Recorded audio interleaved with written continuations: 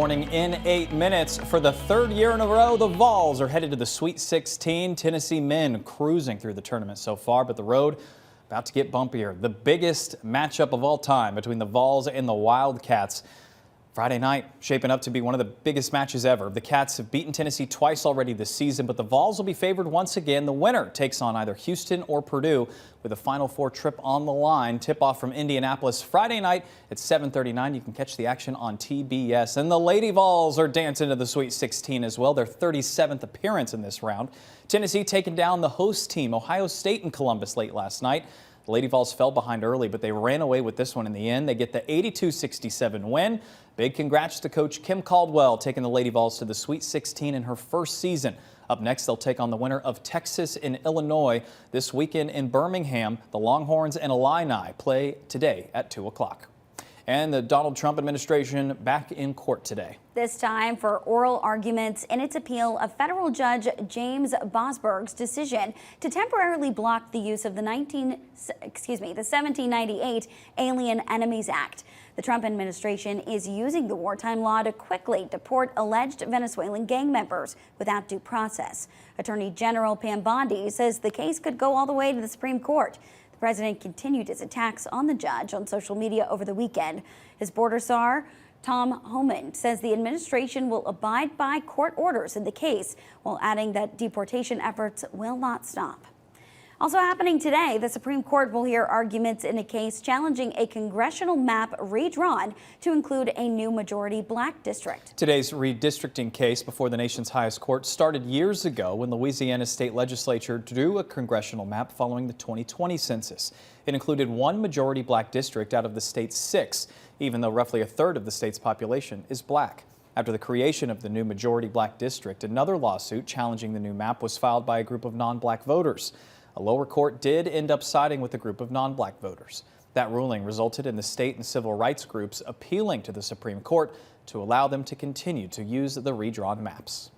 Well, this morning, the measles has now officially made it to Tennessee. The State Department of Health says measles is highly infectious, spreading through the air when an infected person speaks, coughs, or sneezes. Doctors say the best way to prevent a measles case is vaccination because some cases are deadly. Even if it doesn't kill you, measles can cause lifelong damage to your brain. Doctors say watch out for symptoms, small bumps, high fever, cough, runny nose. To make the best decision for your child, you can learn more about the vaccine and other resources available right now inside your WVLT News app. And the CDC says herd immunity only works when 95% of kids have had the vaccine. The Tennessee Department of Health says we're not at that point as a state. Across the state, between 71% and 79% of East Tennessee kids are currently vaccinated for the measles, depending on your county. Meanwhile, protesters taking to Tesla dealerships across the country, including right here in Knoxville. These protests follow cuts Elon Musk made as part of the Department of Government Efficiency initiative. Indivisible Tennessee held a protest at the Knoxville dealership. They say they don't condone any violence at their protests and that type of behavior is not tolerated there. We've reached out to Tesla but have not heard back. And a heads up this morning, nearly 90,000 portable power banks are being recalled because they pose a burn risk. The VC Group MagSafe wireless power packs contain a lithium-ion battery that can overheat and catch fire. They were sold online at stores like Amazon. You should stop using the power bank immediately and contact VC Group for a replacement. So far, there have been 10 reports of minor injuries. Well, after months of construction, the Sevier County Animal Care Center is starting its move into a new home. After 6 years in the old building, the center started the move into a new facility over the weekend. This new pet area is designed to be a lot more stress-free for the animals. The kennels also let dogs walk outside whenever they need to. While the move should be done by April, the shelter will hold a ribbon-cutting ceremony May 9th. Grand opening set for May 17th. The shelter will remain open to appointments only during that time. Well, heads up, if you are looking for a job, the city of Knoxville is holding a job fair and career expo on Wednesday. It's happening at the Public Works Service Center. You can meet with various departments and learn what it's like working for the city of Knoxville. You can apply on the spot at the job fair. It's going to run from 2 to 6 on Wednesday. 6:54 as the rain's coming down this morning. Let's check on that first alert traffic with Olivia. Yeah, guys, good news. Traffic is moving. We're going to take a couple different looks at some of those morning commute hotspots. I-40 at Watt Road, camera freezing up, east and westbound lanes moving along. Another look, I-75 at Merchant Drive. We're used to seeing that congestion in those southbound lanes. We see several cars headed in that direction right now, but traffic is still moving. Another look, 640 at Western Avenue. Westbound lanes still up to speed. One of those problem areas in the morning. Same story for Hall of Fame Drive. Live look now. East and westbound lanes look great. Whenever you take a look at that big picture, really the only issue that I'm seeing, 75 South, starting to see some traffic pick up as we just saw.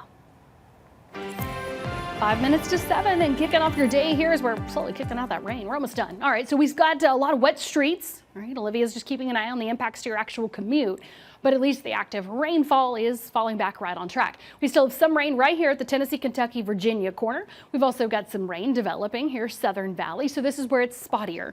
As we move forward the next couple of hours, we'll work on moving out even the spotty rain, but still this would be the rain you're actually dodging this morning. Otherwise everything is wet from when it was widespread overnight. This does leave us with temperatures still dipping another couple of degrees. 54 from Rogersville to Dandridge, 52 from Knoxville to Oak Ridge. Notice 49 Rockwood to 47 now Crossville. So a small dip in temperature behind the rain, even behind the spotty showers this morning. Then we'll work on getting that sunshine back for the dominant story the second half of the day. We have that northwesterly wind 10 to 15 miles per hour, gusting to 25 today. So again, cooler winds, seasonable high though at least. 58 at noon. High today will be 66 and sit at 60 degrees at 8 o'clock to round out your day just after sunset. So the ups and downs you'll feel. Tomorrow, the warmer, windier day. Cooler, calmer winds though on Wednesday. Well, pretty chilly by Wednesday night because everything settles down. So then we'll have 30s again Thursday morning for those of you who've been getting antsy with your spring gardening.